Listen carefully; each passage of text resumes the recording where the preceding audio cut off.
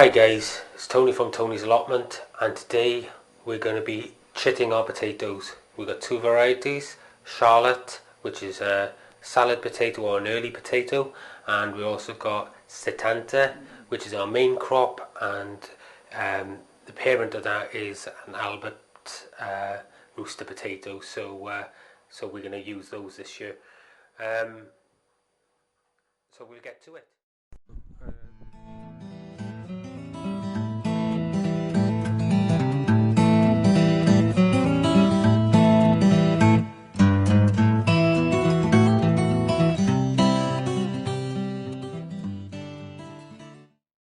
Okay guys, so we got our potatoes. We've got various bags of potatoes here. There's 20 tubers in each of these bags. This is Setanta, and last year we grew these, which were our main crop, and they were superb. They were really good for roasting, really good boiled potatoes, really good for chips and things like that. So we're going to do quite a lot of these, and we also got some Charlotte as well. So we're going to get through them, we're going to open them up, and what you're looking for, you take a potato and you're looking for what's known as the rows. Okay, now if you look around your potato, you'll see a few eyes across the top. This is the rows. If you look around, there's hardly any other eyes anywhere else. Okay, most of them are all on one end of the potato, and that's called the rows, and that's the end you want to put up. And these will form the little chits that basically gets the potato off to a good start. Okay, so we want to place them in an egg tray, and we've got a few of these, and we're just going to go through placing the potatoes in the egg tray. Wherever's got the most eyes or chits, we're going to face them ones up, and we're just going to continue until they're all in these. It doesn't take long to do this, but you need to do them. These got delivered about an hour ago, so we decided that they need to get done pretty much straight away.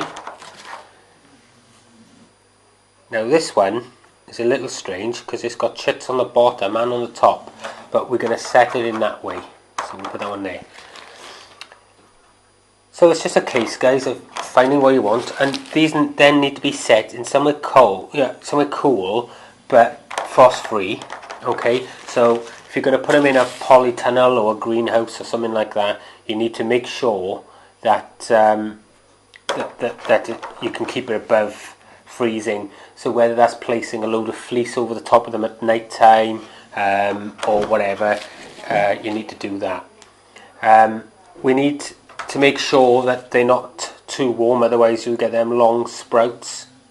And guys, please don't be tempted to plant the potatoes from, the ones that have been sat into the sink that you bought for last Sunday's spuds, for last Sunday's dinner, because they haven't been treated like seed potatoes have. These have been treated with various things to prevent the sort of mold growth and all sorts of things.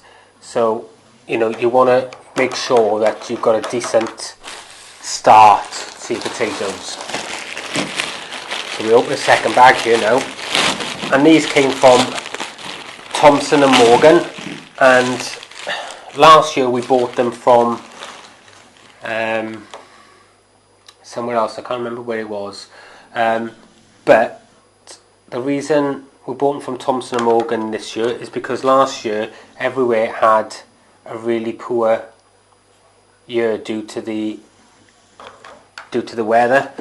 So it's been really hard to come by, and because I wanted a specific potato, because they were superb, I found it really hard to get hold of them, and Thompson and Morgan were the only people who still had them when I ordered them.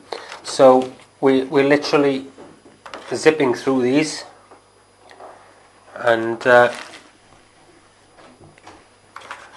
we go. So there's one tray of 30 done there. So we put that out of the way, we'll take another egg tray, and we just continue down the road.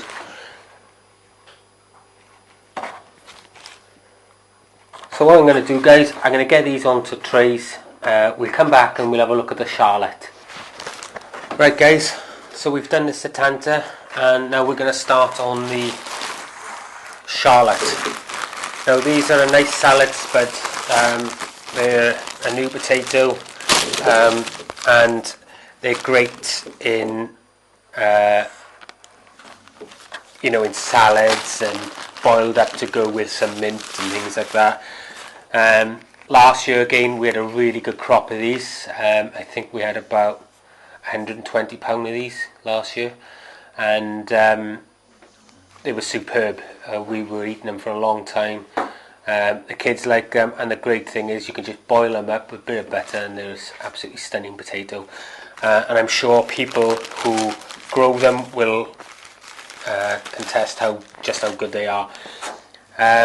They have a yellowy sort of waxy flesh, so they're ideal for salads and things like that, for holding oils, and they vary in sizes, but again, these are like an early potato, so you'll treat them as such, and it's just literally a case of doing the exact same thing and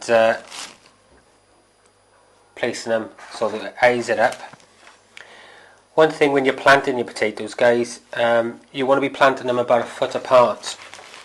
Give them plenty of room, and potatoes are very hungry plants. They really need good soil.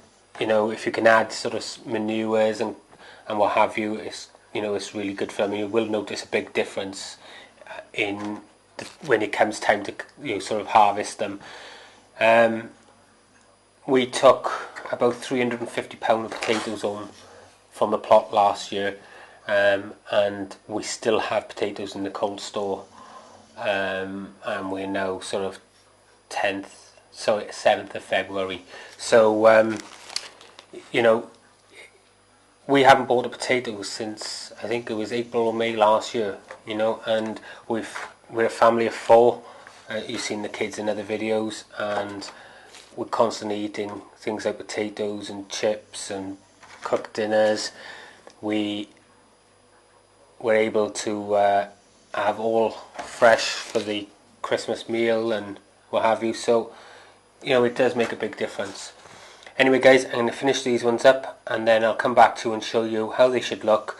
And like I said, we're going to put them in a nice cold area, but that is frost free. We want plenty of natural light and somewhere that's cool. We don't want to keep them in a warm kitchen or anything like that, because what will happen is they will sprout like the ones under the sink, and they'll get long sort of sprouts on them, and they're no good at that point. You want nice short stumpy shoots, and that's where the growth comes from when you plant them. Anyway, I'll come back to you once we've once we put all these onto the trays and you can see everything that's laid out. Right, guys, they're all done now, ready, and we're going to have a little look at them now, how they need to be set up. And like I said earlier on, they need to go into a cool area. So what we're going to be doing, it's now sort of coming up to 7 o'clock, and we'd only had them done about an hour and a half ago delivered, so they came in quite late. So what we're going to be doing is putting these into the polytunnel.